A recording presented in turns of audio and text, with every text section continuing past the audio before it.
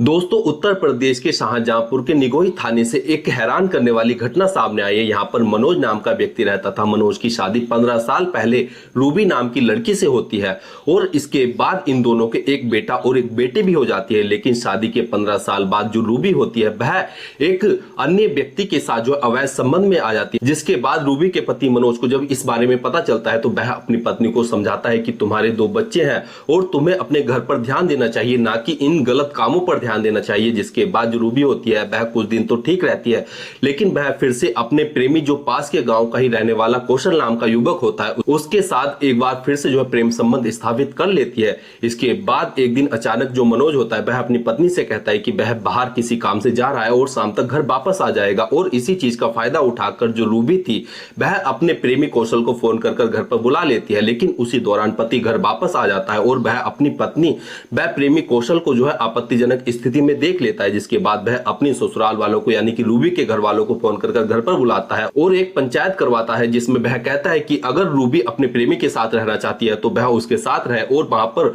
Ruby जो होती है वह भी अपने प्रेमी कौशल के साथ रहने की इच्छा जाहिर करती है। जिसके बाद जो पति मनोज होता है वह अपनी पत्नी की शादी उसके प्रेमी मनोज से करवा देता है और वह कहता है कि हो सकता था कि जो मेरी पत्नी थी वह अपने प्रेमी कौशल के साथ मिलकर उसके साथ कोई अनहोनी कर देती।